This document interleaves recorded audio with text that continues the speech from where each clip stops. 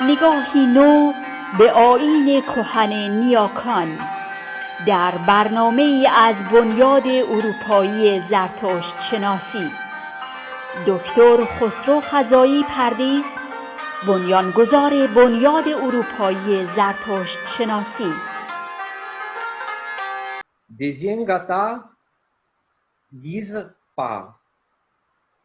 Io, la terra feconda, io ti prego, o Aura, perché con la forza della giustezza e del pensiero giusto tu gli doni il potere, affinché egli possa condurmi verso la serenità e l'abbondanza.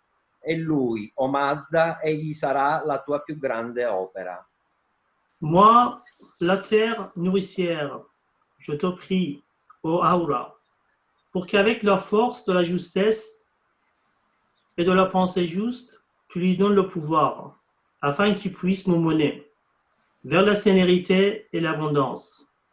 Et lui, ô Mazda, il sera ta plus grande œuvre. Bonjour, Monsieur Mariani, Docteur Mariani. On est très content de vous avoir dans la Fondation Européen Zoroastien. Que vous savez très bien, le centre, il est toujours à Bruxelles et c'est dirigé par Dr. Khosrow Khazai Pardis.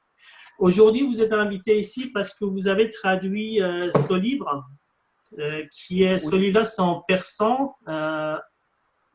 Aussi, il faut dire que ce livre a été traduit par beaucoup d'écrivains et savants zoroastriens. Tout dernier, c'est Movad Niknam qui l'a traduit avec les chants de Zarathustra, qu'il le chante complètement en langue d'Ogata.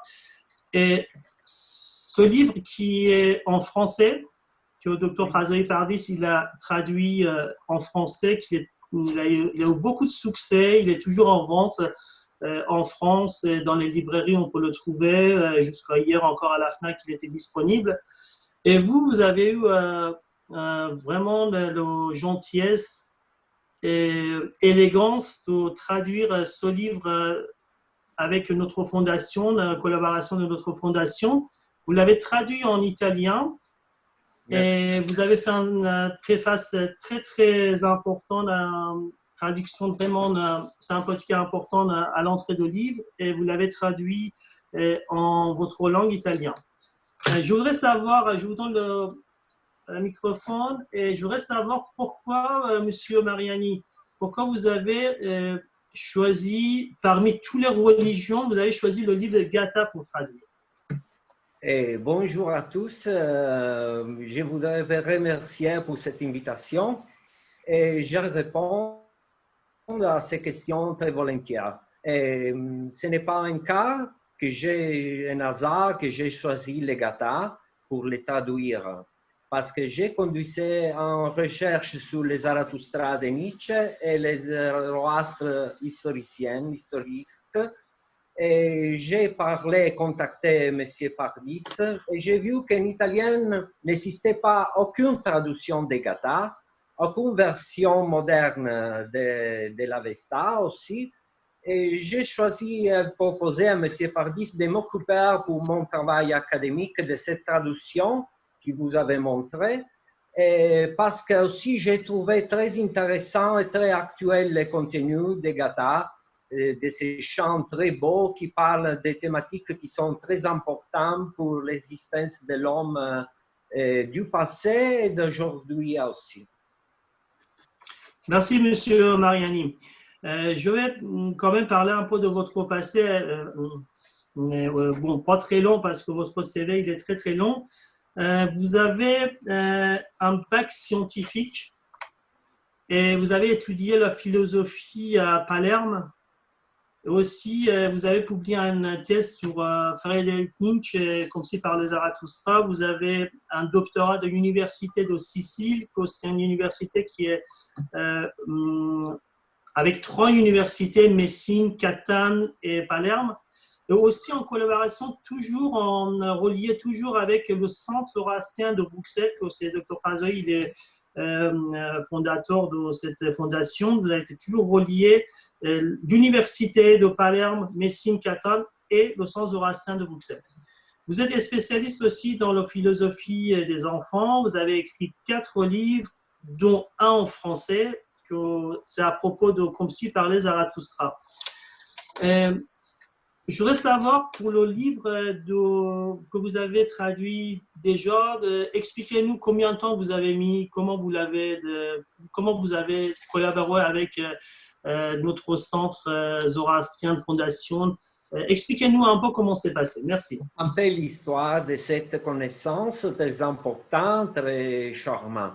Et j'ai d'abord, dans la recherche, j'ai acheté ces livres, la version français de Legata, que j'ai traduit, et j'ai trouvé les réflexions de M. Pardis sur les Zarathustra de Nietzsche et les Zoroastres historiques.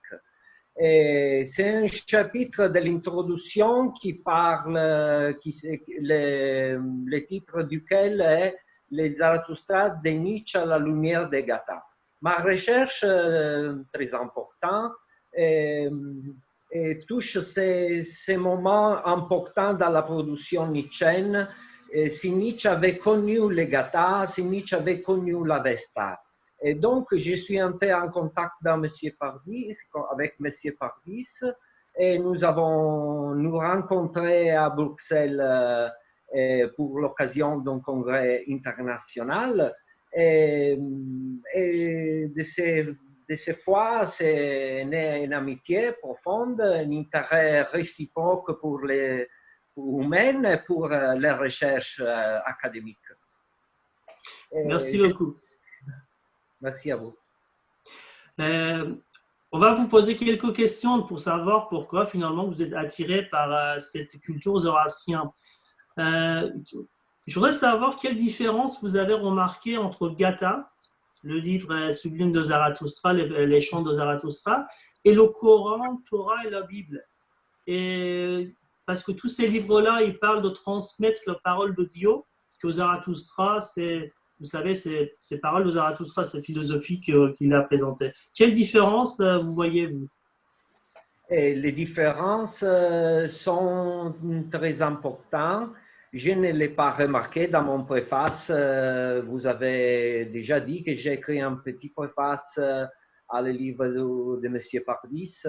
Et je ne l'ai pas remarqué, mais les différences sont très importantes parce que la religion qui se veut révélation peut devenir très facilement un moyen de pouvoir.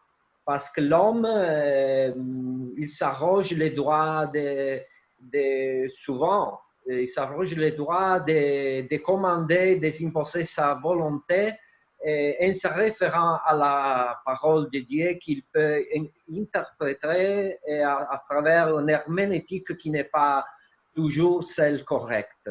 Mais j'ai trouvé aussi une profondité spirituelle très forte dans les Gata qui me souvient un peu la Bible, l'esprit de Jésus.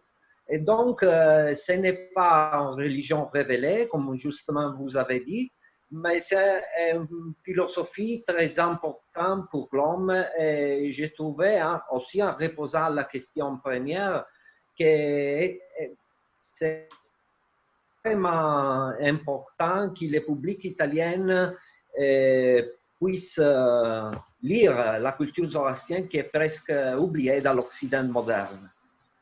D'accord, merci. Merci de votre réponse. Vous pensez que le Gata peut s'adapter à la société actuelle, M. Mariani? Est-ce que...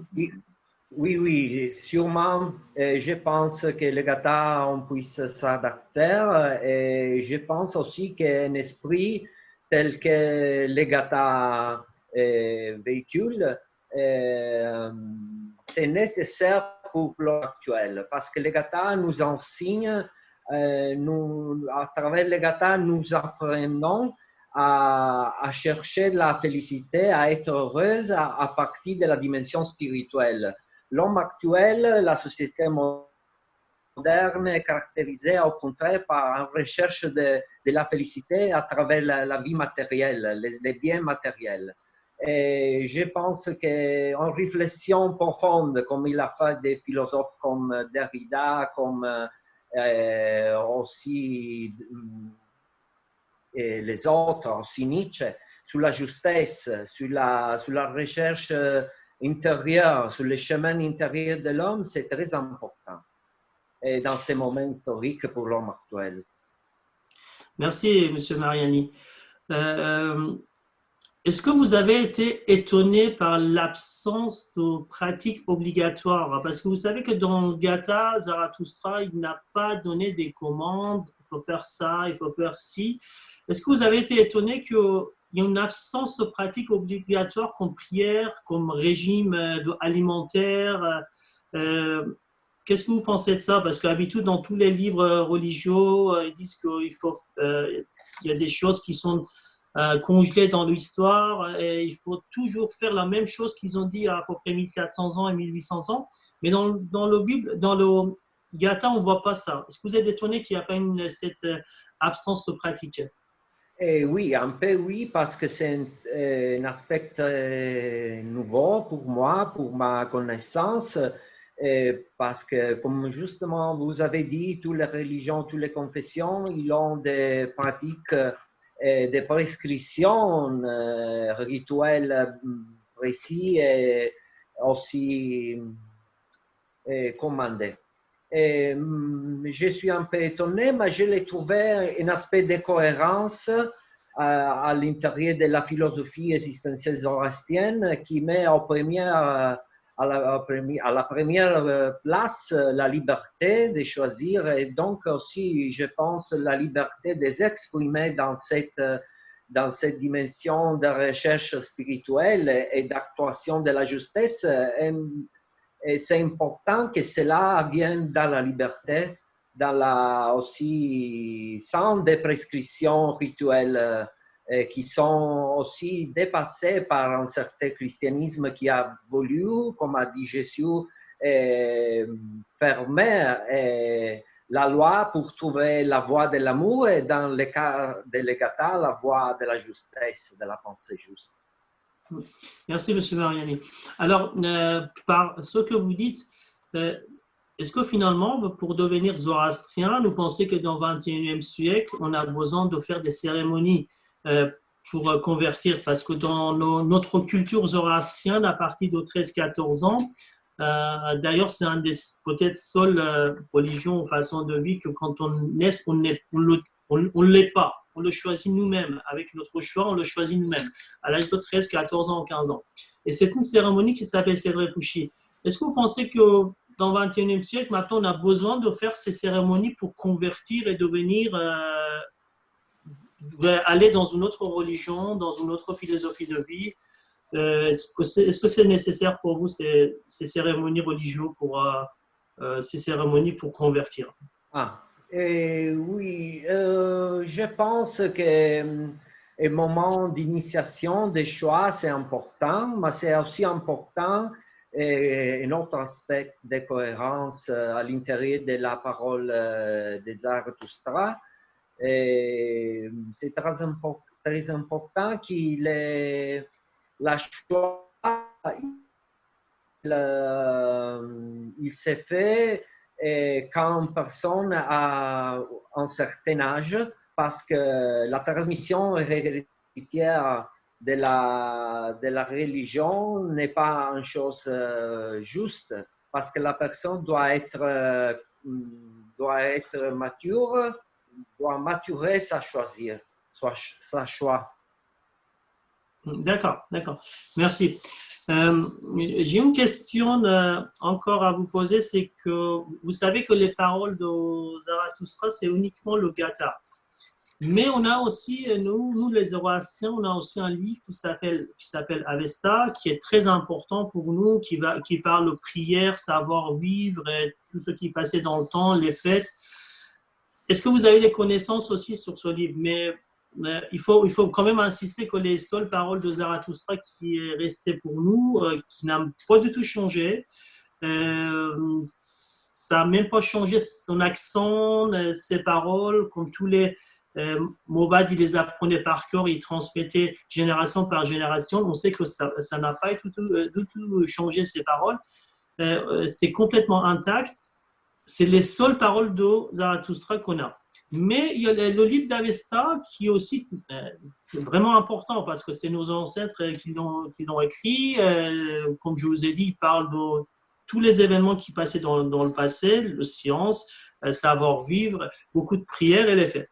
Est-ce que vous avez des connaissances là-dessus? Est-ce que vous pensez qu'il y a un lien pour se faire entre deux livres? Oui, j'ai des connaissances sur l'Avesta. J'ai trouvé une édition italienne qui peut-être n'est pas très ajournée, très bonne.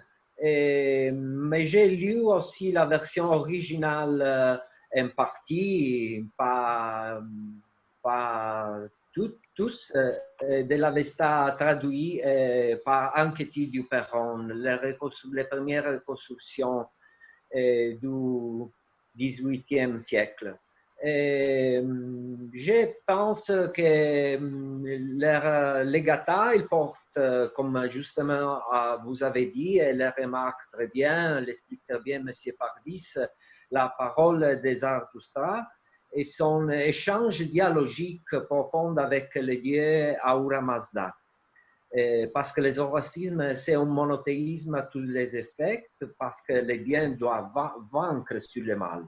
Et l'Avesta, nous trouvons celles que vous avez dit, un peu de règles plus détaillées, des rituels, et aussi des cultes, des aspects qui sont liés à des cultes aussi précédents et successifs à Zarathustra. Mais c'est un lien qui est très important pour moi, aussi pour la culture occidentale, et c'est celle de l'attendu du Socham.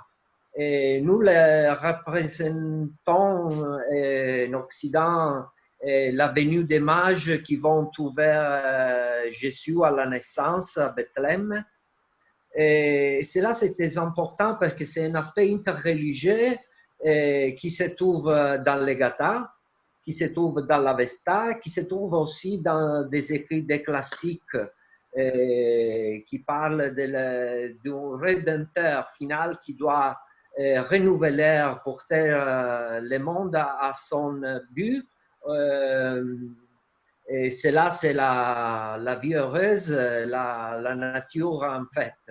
Et cela, c'est très important parce que dans les temps modernes, on doit, selon moi, remarquer les aspects qui peuvent faire rencontrer les religions. N'alimentez pas trop les différences qui vont respecter, mais remarquer ce qui peut unir les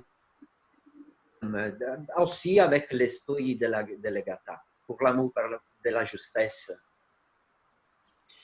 Merci. Merci beaucoup. J'ai une petite question encore, c'est peut-être la dernière question.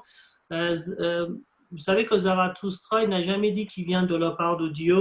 Il n'a pas promis aux gens le paradis, ni l'enfer.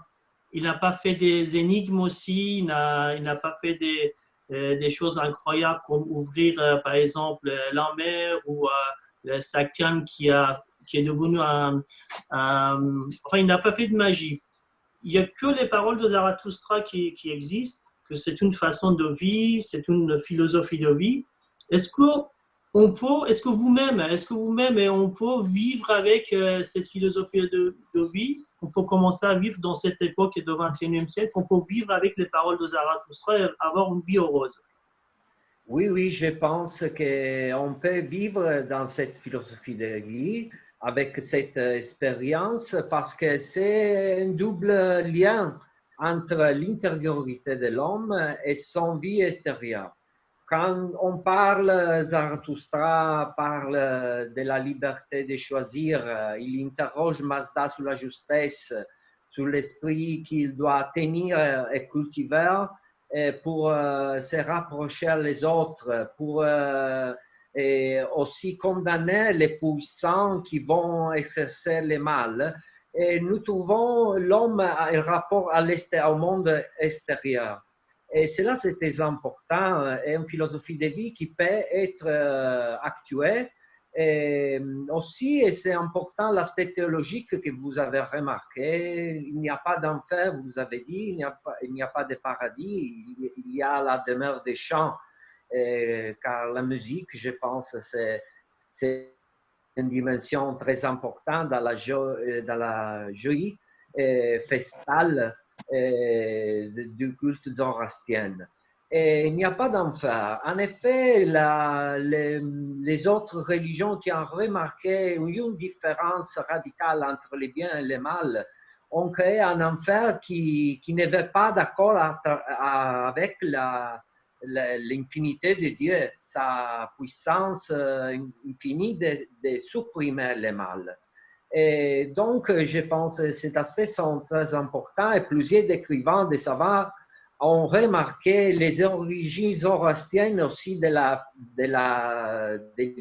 livres religieux de l'hébraïsme. Il y a une compénétration de cette idée où, d'une part, se parle d'une importation des idées apocalyptiques du zoroastrisme, d'une autre de l'étude des anges, par exemple. Alors, nous avons une philosophie existentielle qui est très simple, comme a dit les savants Friedrich Max Müller en Allemagne du siècle avant, mais qui a à son intérieur aussi beaucoup des aspects culturels et des philosophies de religion très importants. Merci, M. Mariani. Vous avez rencontré Dr. François Khazari Pardis, le fondateur de cette association que ça fait presque un demi-siècle qui fait tout ce qu'il faut pour le culture zoroastrien, les cultures persanes. Pour moi, c'est un exemple, pour moi, c'est un idéal. Il m'a appris beaucoup parmi tous les gens que j'ai connus, parmi tous les héros que j'ai eus dans ma vie. Et comment s'est passé, vos rencontres avec lui? Qu'est-ce qui vous a appris le plus, cet personnage charismatique? Oui, j'ai trouvé M. Pardis une personne très affable, très bonne, très disponible, parce qu'il m'a présenté d'abord toute la communauté. Nous avons mangé ensemble, nous avons parlé, nous avons fait communauté. Et c'est une personne très disponible avec laquelle nous avons parlé de tous les aspects de la recherche, de celles qui concernent Nietzsche et mon approfondissement avec le Nietzsche Forum de l'Allemagne, mais aussi des aspects essentiels du zoroastrisme. Il m'a expliqué les significats de la phravasie, du symbole du zoroastrisme, le rythme triadique de les bonnes pensées, bonnes actions et bonnes paroles qui se réfléchit dans cette image le plumage de cet aigle avec les sages qui doivent choisir la direction et porter un anneau qui est la représentation aussi du cercle et de l'éternité qui doit retourner à sa dimension complète des biens. Je pense que M. Pardis, il a fait beaucoup pour moi. Et j'ai traduit ces livres avec beaucoup de passion, soit pour ma carrière, mais surtout pour donner au public italien, pas seulement le Gata, mais une introduction, une étude historique qu'il lui a écrite, qui est très importante parce qu'il introduit à la compréhension véritable du zoroastrisme. Une philosophie existentielle qui est en Italie, c'est presque perdu. Merci beaucoup, M. Mariani. On remercie vraiment votre présence dans notre émission. La Fondation européenne, tous les ans, ils ont des congrès dans les pays différents. On essaie de propager un peu cette culture zoroastrienne dans le monde, faire connaître à tout le monde ces paroles de Zarathustra. Vous nous avez donné vraiment un bon grand coup de main avec votre livre en traduisant en langue italienne. Je pense que vous êtes premier ou deuxième. En tout cas, c'est un des dernières traductions en italien. On vous remercie et éventuellement, si c'est possible, on vous invitera dans d'autres émissions. Merci beaucoup, à très bientôt. Merci à vous. Salutations à tous les Zoroastriens. Merci, à très bientôt.